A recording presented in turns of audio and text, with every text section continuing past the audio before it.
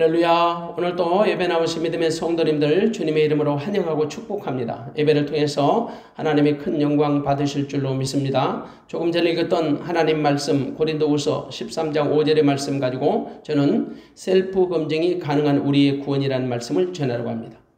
구원은 기독교 신앙에서 가장 절대적이고 중요한 겁니다. 왜냐? 믿음의 핵심이거든요. 믿음의 결국이 돼요. 베드로전서 1장 9절에 보니까 믿음의 결국은 영혼의 구원받음이라. 그래서 구원은 아무도 등한히 여기면 안 돼요. 히브리서 기자는 2장 3절에서 말씀하기를 우리가 이같이 큰 구원을 등한히 여기면 어찌 피하리요. 예수 그리스도로 말미암아 주어지는 구원이 가장 큰 구원이에요. 이보다 더 큰 구원은 없어요. 그래서 이 큰 구원, 예수로 말미암아 얻는 구원을 등한히 여긴다면 율법을 통해 시행되는 어떤 공의로운 심판보다 훨씬 더 무거운 보응이 따른다는 겁니다. 그럼 피할 수 없는 보응이 주어진다는 겁니다. 네, 여러분, 구원에 관해서 믿는 자들이 착각하는 두 부류가 있어요. 이른바 구원의 확신에 관한 착각이죠. 하나는 자신이 구원받을 만한 믿음이 없는데도 불구하고 자기는 확실히 구원받았다는 확신이에요. 분명히 구원받았대요. 이런 자들은 대개 자신이 교회를 다니기 때문에 구원받았고 기독교 신앙을 가졌기 때문에 혹은 신앙의 직분을 가졌기 때문에 구원받았다고 착각을 해요. 그들은 구원이 마치 자신들의 행위에 달린 것처럼 생각하는 거죠. 자신들의 어떤 종교적 행위를 통해서 구원이 이루어지는 것처럼 착각하는 거예요. 결코 그럴 수 없습니다. 구원은 우리에게 달린 것도 아니고 우리에게 속한 것이 아니에요. 우리의 어떤 선한 행위나 종교적인 열심으로 되어지는 것이 아니에요. 하나님의 전적인 은혜로 되어진 거죠. 여러분, 인생은 스페어가 없습니다. 한 번밖에 없는 내 인생을 그 잘못된 망상으로 망칠 수는 없잖아요. 착각으로 내 영혼을 망가뜨릴 수 없는 거예요. 그리고 또 한 부류의 착각은 자신이 분명히 구원받을 만한 믿음이 있는데도 불구하고 자신의 구원에 대한 확신이 없는 사람이에요. 한마디로 예수를 그리스도로 믿어 자신이 구원받을 만한 믿음이 있는데도 불구하고 자신의 구원에 대한 확신이 없는 거죠. 이른바 자신이 구원이 있음에도 불구하고 구원받았다는 확신이 부족한 사람 혹은 구원에 대한 확신이 없는 사람이에요. 사실 이런 사람들은 문제가 심각합니다. 자신의 정체성을 모르니까 그 그리스도인의 신분에 합당한 삶을 살 수가 없는 거죠. 둘 다 문제예요. 자신의 구원에 대해 잘못된 착각을 하는 사람도 문제고 자신의 구원에 대한 확신이 없이 사는 사람도 문제죠. 왜냐? 둘 다 하나님을 제대로 알지 못하는 거죠. 하나님을 바르게 알지 못하기 때문에 하나님의 의도를 모르는 거죠. 하나님의 의도를 모르기 때문에 자신의 정체성을 모르게 되는 거죠. 결국 둘 다 자신의 정체성을 알지 못하기 때문에 문제가 심각한 거예요. 여러분, 기억하세요? 세상에서 자신의 정체성을 모르고 사는 사람이 가장 비참합니다. 가장 불쌍한 거예요. 내 자신이 누군지 모르는데 어떻게 하나님을 알겠어요? 하나님을 알지 못하는데 자신을 어떻게 알겠어요? 자신의 영적 상태도 알 수 없는 거지. 그러므로 우리는 하나님을 바르게 알아야 합니다. 하나님을 바르게 알면 바른 믿음을 통해 내 자신의 정체성을 바르게 알 수 있는 거죠. 자신의 정체성을 바르게 아는 것은 자신의 구원에 대해서 분명한 확신을 갖게 됩니다. 그런데 자신의 정체성을 바르게 알지 못하기 때문에 자신이 구원받았음에도 불구하고 확신이 없는 거예요. 구원받지 못했음에도 불구하고 구원받을처럼 착각하는 거예요. 오늘 본문의 말씀은 우리가 정말 두고두고 새겨 읽어야 할 말씀이에요. 본문을 통해서 우리 믿음을 바르게 점검하는 기회가 되기를 바랍니다. 우리의 구원을 점검하기 위해서 가장 먼저 다뤄야 할 것은 과연 우리가 믿음에 있는가의 여부를 점검하는 것입니다. 우리 믿음을 점검해 보는 거예요. 구원은 믿음으로 말미암아 은혜로 주어지는 하나님의 선물이지요. 우리가 잘 아는 에베소서 2장 8절의 말씀처럼 너희가 그 은혜를 인하여 믿음으로 말미암아 구원 얻었나니 이것이 너희에게 난 것이 아니요 하나님의 선물이라. 구원은 믿음으로 말미암아 주어지는 하나님의 선물. 믿음은 하나님의 은혜로 주어지는 선물. 결론적으로 말씀드리면 구원도 하나님의 선물, 믿음도 하나님의 선물, 은혜도 하나님의 선물. 모든 것이 하나님의 선물. 그러므로 구원을 확신하기 위해서 우리가 해야 할 일이 있습니다. 믿음으로 말미암아 구원 얻을 수, 믿음으로 말미암아 얻을 수 있는 것이 구원이라는 거예요. 우리가 말하는 믿음은 이방인들이 생각하는 그런 믿음과는 차원이 달라요. 여러분, 믿음의 반대적 개념이 뭐라고 생각하십니까?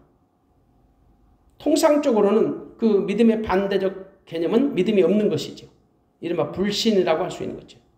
그러나 그것은 세상적인 기준이에요. 기독교 신앙에서 믿음의 반대적 개념은 무엇이냐? 율법입니다. 율법이 믿음의 반대적 개념이에요.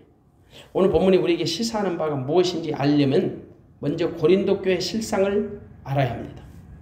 왜냐? 노골적으로 이 본문 말씀은 고린도 교회 성도들에게 주어지는 메시지거든요. 그래서 본문은 고린도 교회의 영적 상태를 진단해 보라는 말씀이에요. 오늘 본문에 보니까 너희가 믿음에 있는가 너희 자신을 시험하고 너희 자신을 확증하라 그렇게 말씀합니다. 고린도 교회 정체성을 점검해 보라는 거예요. 고린도 교회는 바울 사도가 개척했지요. 바울이 2차 전도행을 통해 개척했어요. 사도행전 18장에 보면 바울이 전도행 기간 중에 고린도 쪽에서 1년 6개월을 유합니다. 그때 하나님 말씀을 가르치고 복음을 전했어요. 바울은 고린도 지역에서 오직 예수 그리스도의 복음만 전했어요. 근데 바울은 그곳에서 두렵고 떨림으로 전했다고 증언합니다. 왜냐? 자신들의 전도함이 사람의 말이나 지혜로의 아름다운 것으로 하지 않고 성령의 나타남과 능력으로 전했기 때문이에요. 물론 다른 의미도 있죠. 고린도는 항구 도시거든요. 근데 가장 음란하고 타락한 도시 중에 하나예요. 기록에 의하면 그 분주했던 항구에서 일상이 끝나면 고린도 거리는 쾌락의 밤길을 걷는 술꾼들로 술렁했답니다. 외국에서 온 수많은 상인들과 선원들이 빈둥거리며 돌아다니는 곳이었어요. 당연히 고린도 사람들이 음란하고 방탕한 남봉꾼들이었던 거지요. 그만큼 전도하기가 어려운 지역이었다는 거예요. 근데 그곳에 바울과 동역자들에 의해서 복음이 전해집니다. 그리고 교회가 세워집니다. 고린도 교회는 삶에 큰 변화가 일어났습니다. 그래서 고린도전서 6장 11절은 말하기를 주 예수 그리스도의 이름과 우리 하나님의 성령 안에서 씻음과 거룩함과 의롭다 하심을 얻었느니라. 그 고린도 교회로 말미암아 고린도 지역에 예수 그리스도의 이름과 하나님의 성령 안에서 씻음과 거룩함과 의롭다 하심을 얻게 되었다. 그래서 고린도 교회는 특별한 성령의 은사를 받은 교회예요. 그들 중에는 병을 치유하는 은사, 방언 말하는 은사, 통역하는 은사, 예언의 은사, 가르치는 은사, 그 가진 사람들이 참 많았어요. 그래서 바울은 고린도전서 1장 7절에서 모든 은사에 부족함이 없다라고 말합니다. 자랑할 만한 좋은 은사를 다 갖고 있던 교회에 있다라는 거죠. 그것만이 아닙니다. 그들은 집회가 끝나면 예수님의 죽으심과 부활을 기념해서 떡과 잔을 나누는 애찬식을 자주 했습니다. 그만큼 영적으로 풍성한 능력을 갖춘 교회였다는 거지. 이렇게 좋은 점을 가진 고린도 교회였음에도 불구하고 결정적인 단점을 갖고 있었습니다. 교회 안에 성도들의 사랑이 좀 부족해요. 영적인 질서와 믿음의 성숙함이 좀 부족했어요. 왜냐? 개인적인 성향이 강한 교회이기 때문에. 그래서 분쟁이 잦을 수밖에 없었던 거지. 근데 바울에게 들려온 소문은 바울의 마음을 더 착잡하고 슬프게 했어요. 고린도 교회에 분쟁이 있다라는 거죠. 물론 교회가 분열될 정도의 분쟁은 아니었지만 하나 되기 힘든 치유받기 어려운 분쟁의 아픔이 있었던 것이 사실입니다. 실제로 그들은 바울파, 아볼로파, 게바파, 또 예수파로 나눠졌습니다. 고린도전서 1장 12절에 보면 한마디로 교회가 몇몇 지도자들에 의해서 지나친 충성심으로 나눠진 거예요. 고린도 교회를 개척했던 사도 바울은 물론이고 학문과 지식에 성경에 능한 아볼로파, 예수의 수제자 베드로를 추종하는 무리들로 나눠진 거예요. 이른바 믿음의 순수함을 자랑하는 바울파, 지식과 학문을 강조하는 아볼로파, 교회의 권위와 전통을 주장하는 베드로파, 이것도 저것도 싫고 오직 예수님만 강조하는 예수파로 나눠진 거예요. 그들은 자기 자신들이 모셨거나 존경하는 영적 거장들을 추종하기 시작한 거예요. 그러나 이런 무엇이든지 지나치면 문제가 있잖아요. 자기들이 좋아하는 스승을 존경하는 것을 누가 나무라겠어요? 그러나 자기들이 지지하는 분들과 상대방을 비교하면서 기득권을 주장하고 세를 가시했기 때문에 문제가 생깁니다. 일종의 예수 중심의 교회가 아니라 사람 중심의 교회로 변질이 된 거예요.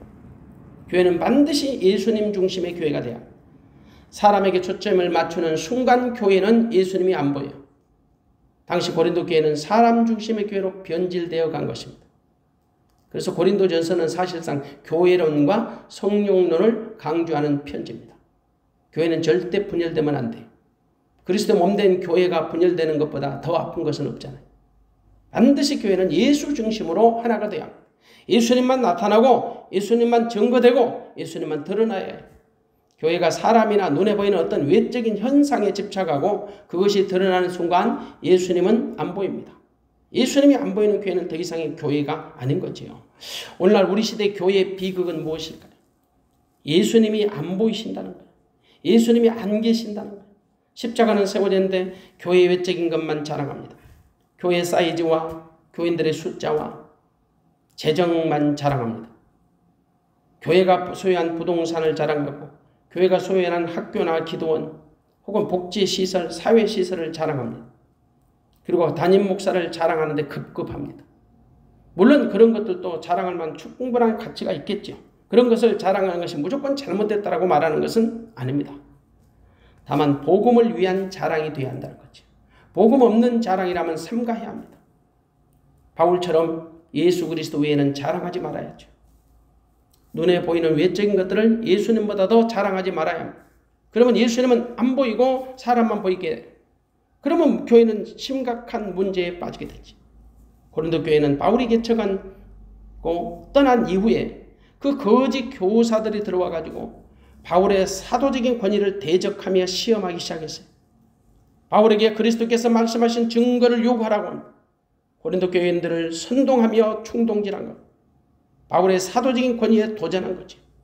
심지어 그들은요, 바울의 생김새, 바울의 언변력까지 꼬투리를 잡고 비난했어요. 그래서 고린도 교회는 서서히 거짓 교사들의 유혹에 미혹에 길들여져 간 거죠. 그래서 바울은 고린도 교회를 향해서 책망합니다. 고린도후서 10장 7절에 보니까 너희는 외모만 보는도다. 너희는 외모만 보는도다.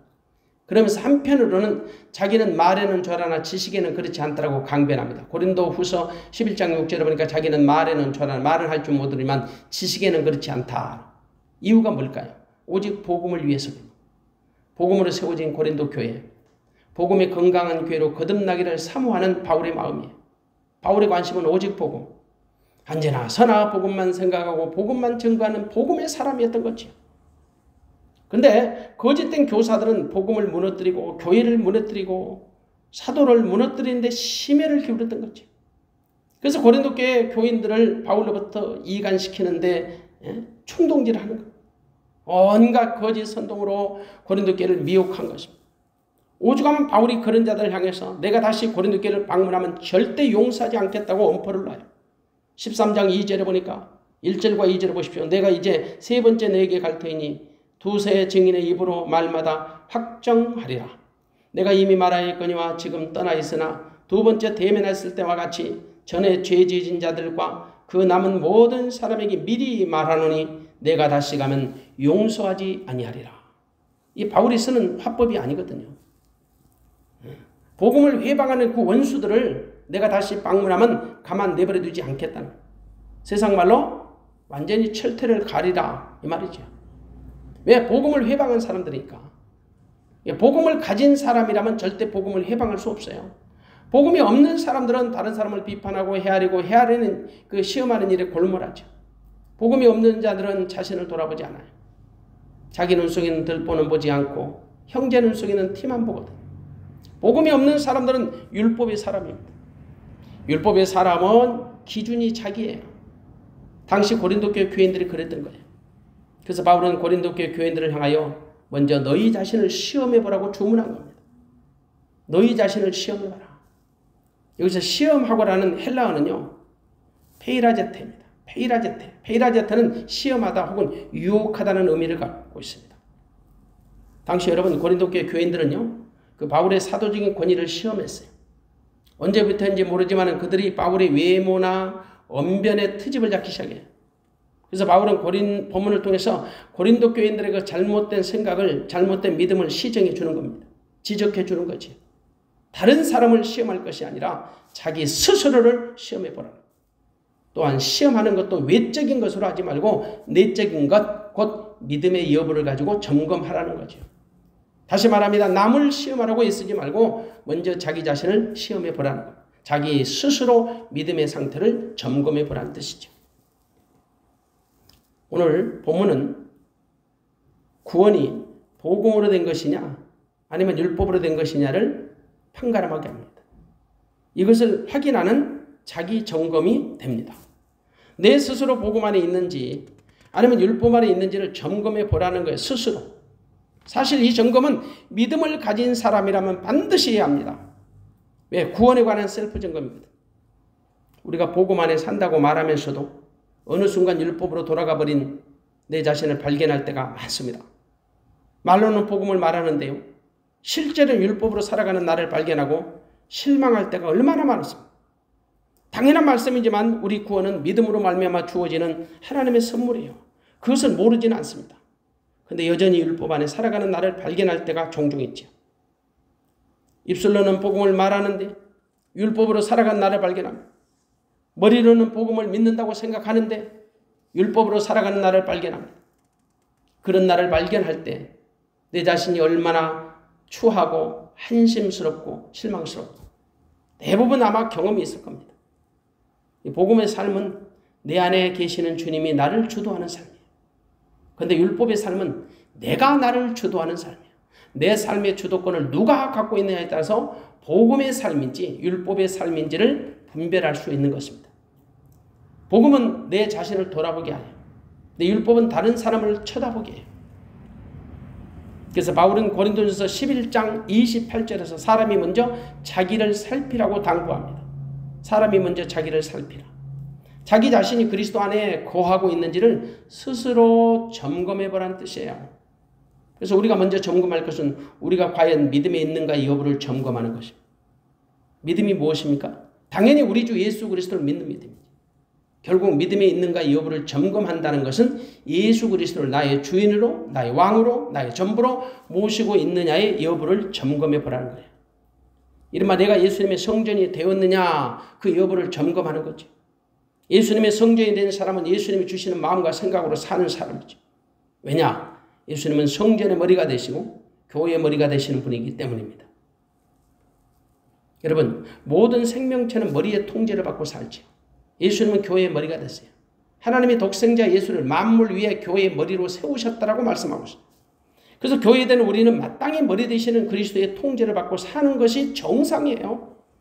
이른바 하나님의 사람은 머리 되시는 주님의 음성을 듣고 사는 것이 정상이라는 것이죠. 그러므로 믿는 자는 먼저 내 자신이 믿음에 있는가 여부를 점검해야 합니다. 과연 내가 예수를 그리스도로 믿는지 여부를 점검해 보라는 거죠. 내가 믿음에 있는지 여부를 점검하는 것은 내 안에 예수 그리스도가 계시는지 여부를 점검하는 거예요. 이른바 새 언약의 복음 안에 있는지를 점검하는 거죠. 단순히 믿음의 여부를 점검하라는 것은 어쩌면 많은 혼돈과 착각을 불러일으킬 수 있어요. 왜냐? 믿음도 다 같은 믿음이 아니잖아요. 본문에서 우리 자신을 시험해 보라는 믿음은 예수께서 우리 안에 계시는지 여부를 점검하는 믿음이에요. 이른바 새 언약의 믿음을 가진 자의 여부를 점검해 보라는 거죠. 사실 여러분 복음도 믿음이고 율법도 믿음의 영역이에요. 그래서 율법으로 사는 사람들도 믿음을 강조하고 물론 복음으로 사는 사람들도 믿음을 강조하지만 율법으로 사는 사람들도 믿음을 강조한다고요. 그러면 오늘 본문에서 강조하는 믿음은 어떤 믿음일까요? 당연히 복음의 믿음이죠. 이른바 새 언약을 믿는 믿음이에요. 예수님은 새 언약의 중보자로 우리 가운데 오신 분이죠. 그 새 언약으로 중보자로 오신 예수님의 목적이 무엇일까요? 데살로니가서 5장 10절에 보니까 우리로 하여금 깨어있든지 자든지 자기와 함께 살게 하려 함이니라. 예수님이 우리의 심령 속에 오셔서 살려면 반드시 우리 죄를 대속해야죠. 그래서 예수님이 십자가에서 친히 죽으시고 사흘 만에 부활하시고 승천하셔서 하나님 보좌 우편에서 우리의 모든 죄를 영원히 속량해 주신 겁니다. 그리고 그 예수님이 왕권을 가지시고 오순절 마가의 다락방에 성령과 함께 그리스도로 영으로 다시 오신 거죠. 그 예수님이 나를 성전 삼고 내 안에서 나의 주인으로 나의 왕으로 나의 전부로 들어오셨습니다. 그리고 하나님의 생명으로 거듭나게 해서 예수님과 한 생명 돼서 예수님은 나의 머리가 되고 나는 그분의 몸이 되어서 예수님이 주는 마음에서 예수님의 음성을 듣고 살아갈 수 있도록 이끌어 주시는 겁니다.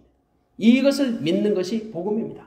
이것을 믿는 것이 새 언약의 복음이에요.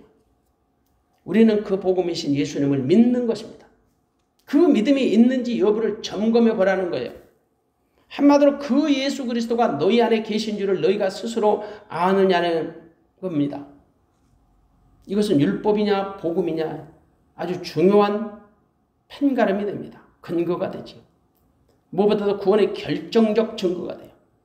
이것을 분명히 하지 않으면 우리 믿음은 죽은 믿음이고 병든 믿음이에요. 이건 정말 간단하지만 우리 구원을 점검하는 매우 결정적 단서가 돼요. 그래서 반드시 점검해요. 아니 수시로 점검해요.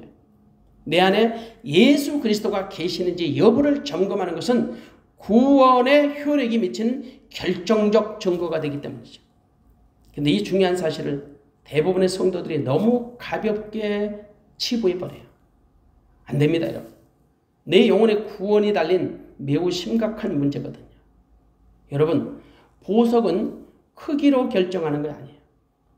보배 주신 우리 주님이 내 안에 계심으로 인해서 우리는 보석이 된 겁니다. 내가 가진 것은 없는데, 남들처럼 화려한 이력과 경력도 없는데, 혹은 자랑할 만한 어떤 것이 없는데, 내 안에 계시는 주님으로 인하여 나는 보배로운 성도가 된 거죠. 구원도 마찬가지예요. 내가 남들처럼 헌신하지 않았는데, 남들처럼 봉사하지도 못했는데, 남들처럼 수고한 적도 없고 남들처럼 열심을 더하지 않았는데 내 안에 계신 주님으로 인하여 나는 보배로운 하나님의 자녀가 된 거죠. 나의 구원은 전적으로 내 안에 계신 주님으로 인하여 이루어진 겁니다. 그러면 그 사실을 과연 성도들이 얼마나 알고 있을까요? 사실 의외로 많은 성도들이 자신들의 구원에 대한 확신이 부족합니다. 막상 1대1로 상담을 해보면 구원의 확신이 매우 부족해요. 그냥 어떤 집회 속에서 어떤 동질감을 느낄 때는 쉽게 대답을 하는데 각 사람에게 구원의 이 점검을 할 때 의외로 구원에 대한 확신이 부족해요. 왜 그럴까요? 어쩌면 자기들이 생각하는 구원의 능력이 너무 쉽고 단순하다고 생각하는 사람들이 의외로 많습니다. 아마도 대부분의 사람들이 자신들의 구원에 자신들의 공로가 어느 정도는 추가되고 필요하다고 생각해요. 물론 말로는 대부분 믿음으로 구원받는다고 이야기합니다. 근데 막상 자신들의 구원이 믿음으로만 이루어진다는 데 대해서 뭔가 허전하고 뭔가 죄송하다는 느낌을 많이 받는 것 같아요. 그래서 단순히 예수 믿으면 구원받는 사실에 대해서 크게 공감하지 못해요. 일종의 값없이 주어지는 구원에 대한 미안함 혹은 죄송함 뭐 이런 건 아닐까 싶어요. 그래서 자신들의 구원에 대해서 자신들의 어떤 수고나 공력이 추가돼야 한다고 생각해요. 상당수의 성도들이 복음의 은혜보다는 율법의 수고에 대한 행위를 은근히 부추기고 그것을 더 신뢰하는지 모릅니다. 그런 자들은 자신이 아무것도 한 일이 없는데도 불구하고 구원을 받았다는 것을 쉽게 받아들이지 못해요. 자기 스스로 자신의 구원을 위해 아무것도 한 일이 없다는 그 부채의식에서 벗어나지 못하는 거죠. 그래서 자신의 구원을 위해 어떤 공헌이라도 하고 싶다고 생각하는 거예요. 그래서 자신들의 공력으로 구원을 확신을 갖기도 하고 어떤 사람은 포기해버리기도 해요. 그래서 율법에서 자유하지 못하는 거죠. 아닙니다, 여러분. 우리 구원은 하나님이 거저 주시는 은혜로 말미암아 믿음으로 주어진 선물인 것입니다. 우리는 그 은혜의 복음을 믿음으로 받아들이면 돼요. 수용하면 되는 거예요. 그리고 우리가 받아들이는 믿음으로 말미암아 구원의 확신을 갖게 됩니다. 우리 구원이 성취된 거죠. 때문에 우리가 구원받았는지 여부는 내 안에 예수 그리스도가 사시는가의 여부에 달린 것입니다. 내 안에 예수 그리스도가 오셔서 나를 성전 삼고 나와 함께 사시는 것을 믿는 자는 구원을 받은 사람, 그렇지 않은 자는 구원을 받은 자가 아니에요. 미안하죠. 우리가 예수를 믿는다는 것은 예수님이 내 안에 오셔서 나와 함께 사신다는 것을 받아들이고 인정하는 거예요. 그러면 믿음의 효력이 발생돼요. 비록 눈에 보이지는 않아도 내 영으로 더불어서 분명한 확신을 갖게 된다는 거죠. 비근한 예를 한번 들어볼까요? 부모는 자기 자식의 출생의 비밀을 다 알아요. 그러나 어떤 자식도 부모님의 출처는 알지 못합니다. 그냥 내 부모님이라는 분이 나를 낳아주시고 키워주시고 나를 자식 삼아서 불러주시기 때문에 어머니와 아버지로 부르게 된 겁니다. 어떤 자식도 의심하지 않고 믿음으로 받아들인 거예요. 그래서 그분들이 내 부모님이라는 효력이 발생된 겁니다. 마찬가지로 우리 인간은 아무도 하나님의 출처를 몰라요. 물론 배워서 아는 정도예요. 하나님은 우리 출생의 비밀을 정확히 알고 계세요. 왜냐? 그분은 만물을 창조하신 분이고 만유의 주가 되시기 때문이죠. 그래서 우리는 그분을 아바 아버지라고 부르는 것입니다. 그 사실에 대해서 한치의 의심 없이 믿는 자는 하나님을 아버지라고 부르는 효력이 발생된 거예요. 그래서 우리 구원이 우리 스스로의 검증이 가능한 것일까? 당연히 가능합니다. 이른바 자기 구원에 대한 셀프 검증이 가능하단 말이에요. 아니, 가능한 것이 당연해요. 만일 자기 자신의 구원에 대한 검증이 불가능하다면 우리 믿음은 헛것입니다. 우리에게 믿음이 있다는 것을 무엇으로 증거할 수 있나요? 모든 것은 증거가 있게 마련이에요. 증거는 자기 스스로의 증거도 있고요. 남들이 보여주는 증거도 있어요. 그런데 구원의 증거는 남들이 보여주는 증거가 아니라 자기 스스로 갖는 증거가 가장 확실한 증거예요. 여러분, 솔직히 내 자신을, 나를 가장 잘 아는 사람이 누굴까요? 자기 자신이에요. 나보다 나를 더 잘 아는 사람은 없습니다. 물론 하나님을 제외하고 아무리 나를 낳아주신 부모님이라 할지라도 나보다 나를 더 잘 알지 못합니다. 아무리 나를 사랑하는 사람이라 할지라도 나보다 나를 더 잘 알지 못합니다. 내 자신은 누구보다도 내가 가장 잘 압니다. 내 자신의 영적 상태도 마찬가지예요. 무엇보다도 내가 믿음에 있는지 여부도 사실은 내가 가장 잘 알아요. 내 안에 예수님이 나와 함께 계시는지 여부도 실상은 내가 가장 잘 알아요. 그래서 남이 나를 검증해 주는 것보다 내 스스로 나를 검증하는 것이 가장 정확합니다. 물론 그런 상태를 내가 모른다면 나보다 앞선 누군가의 안내와 도움은 받을 수 있지요. 그러나 결정적 판단은 내 스스로가 하는 것이 최고로 정확합니다. 그렇기 때문에 자기 자신의 확신이 가능하고요. 필요하다는 말이에요. 오늘 본문도 말씀하세요.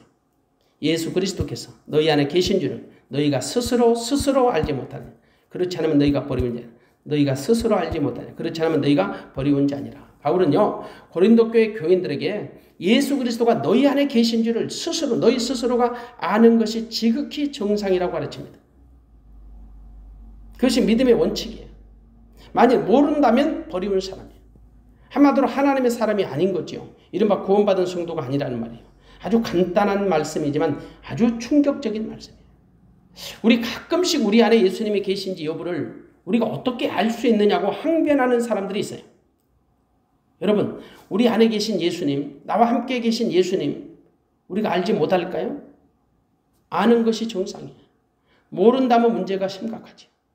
만일 내 안에 예수 그리스도가 계시는지를 모른다면 버리운 사람이라니까요.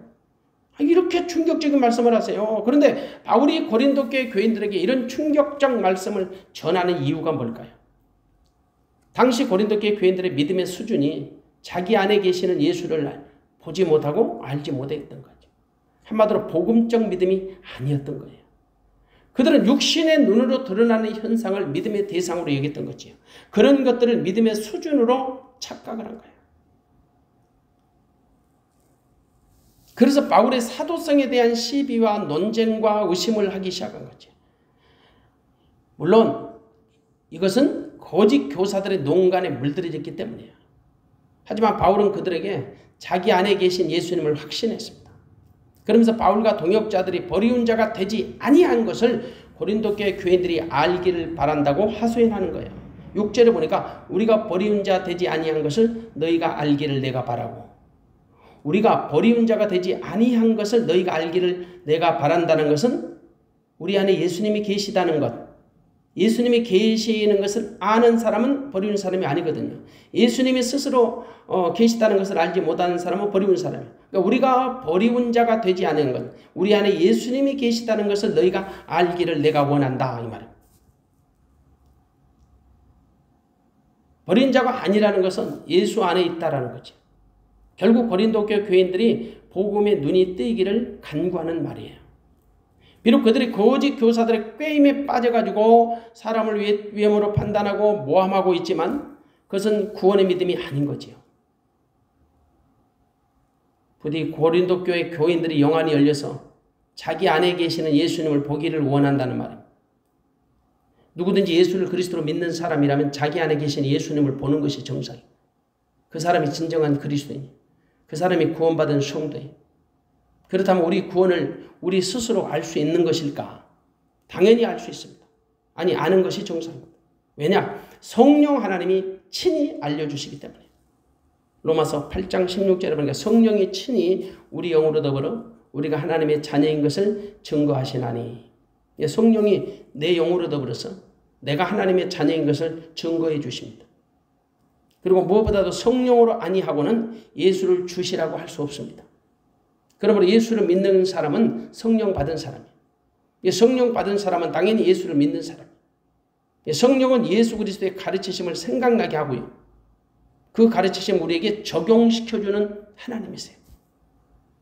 요한일서 3장 20절의 말씀, 요한일서 3장 24절의 말씀 보니까 성령으로 말미암아 그가 우리 안에 거하시는 줄을 우리가 알 수 있나니. 성령으로 말미암아 그가 예수님이 우리 안에 거하시는 줄을 우리가 알 수 있다라고 말합니다. 그러므로 우리 구원을 남에게 의탁하여서 아는 것보다 내 스스로의 확신으로 아는 것이 절대적으로 중요합니다. 우리가 구원을 받았는지 여부는 우리 안에 예수님이 계시는지 여부로 알 수 있습니다. 요한일서 5장 12절의 말씀, 아들이 있는 자에게는 생명이 있고 하나님의 아들이 없는 자에게는 생명이 없느니라. 아들이 있는 자, 하나님의 아들을 있는 자는 생명이 있어요. 하나님의 생명이 있어. 하나님의 아들이 우리 안에 없는 자는 생명이 없다라고 말씀하세요. 그렇기 때문에 우리 구원을 기도 많이 하는 어떤 분을 통해서 확인하는 것보다 성령을 통해 내 영으로 스스로 확신을 갖는 것이 절대적으로 중요하다. 훨씬 더 중요하다. 언제까지 여러분 구원을 다른 사람의 기도의 능력에 의지하고 의탁하려고 하십니까? 분명히 말씀드리지만 하나님은 각자에게 말씀하세요. 지금 우리를 적혀놓고 다른 중보자를 통해서 말씀하신 시대가 아니에요. 왜? 믿는 자는 왕같은 제사장들. 물론 우리 안에서 나로 하여금 나의 구원을 알게 하시는 중보자가 있습니다. 그분이 바로 성령 하나님이세요. 그런데 우리에게는 더 이상 어떤 사람도 구원의 중보자가 될 수 없어요. 물론 우리보다 앞선 자들이 우리에게 영적인 도움을 줄 수는 있죠. 영적으로 어린아이들을 지도해 주는 사람이 필요하기 때문에. 그러나 그분들을 지나치게 의지하지 말고요. 오직 성령 안에서 주님을 직접 상대하시기 바랍니다. 정말 내가 주님을 믿는다면 분명히 주님은 나를 통해 말씀하실 겁니다. 주님이 알려주신다는 말이에요. 믿음의 확신을 주신다는 말이죠. 히브리서 1장 1절과 2절의 말씀이에요. 히브리서 1장 1절과 2절의 말씀. 옛적의 선지자들로 여러 부분과 여러 모양으로 우리 조상들에게 말씀하신 하나님이 이 모든 날 마지막에 아들로 우리에게 말씀하셨으니 이 아들을 만유의 후사로 세우시고 또 저로 말미암아 모든 세계를 지으셨느니라. 이 모든 날 마지막에 아들로 우리에게 말씀하신다. 아들, 하나님의 아들로 친히 우리에게 말씀하신다. 내 안에 계시는 주님이 친히 나로 하여금 말씀하게 하신다. 물론 그분의 말씀을 들으려면 성령의 충만함을 받아야 합니다. 성령의 민감함을 받아요. 주님이 성령 안에서 우리에게 말씀하시거든요. 그래서 귀 있는 자는 성령이 교회들에게 하시는 말씀을 들을지어다 라고 말씀하는 거예요. 사랑하는 여러분, 우리가 구원에 대한 확신을 갖고 믿음 생활을 하는 것과 구원에 대한 확신 없이 믿음 생활을 하는 것은요, 천양지차예요. 하늘과 땅의 차이. 구원에 대한 확신이 없는 자는 삶이 비참해요. 구원의 감격도 기쁨도 없어요. 그런데 구원의 확신을 갖고 사는 사람은 이 땅에서 삶이 그리스도 안에서 당당하고요, 자신감이 있어요. 항상 기쁘고 감사할 줄 알아요. 그리고 내세에 대한 소망으로 풍성한 삶을 살게 됩니다. 그리스도 우리 주 안에서 날마다 기쁘고 즐겁고 감사하고 행복한 삶을 누리게 됩니다. 우리의 구원, 우리 스스로 충분히 셀프 검증이 가능합니다. 여러분이 지금 여러분의 구원을 점검해보는 복된 시간을 삼으시기 바랍니다. 여러분 안에 예수 그리스도가 계시는 자는 구원받은 성도입니다. 그 믿음의 확신이 있는 사람은 구원을 받은 사람.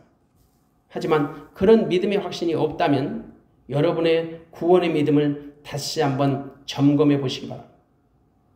오늘 저와 여러분 예수 그리스도 안에 사는 사람 반드시 구원의 확증을 갖고 사는 것이 지극히 당연하다는 사실을 잊지 마시고 날마다 그리스도 우리 주 안에서 구원의 확신을 가지고 믿음으로 담력 있게 승부해서 하나님의 최종적 영광을 돌려드리는 믿음의 성도가 되어지시기를 주님의 이름으로 축원합니다.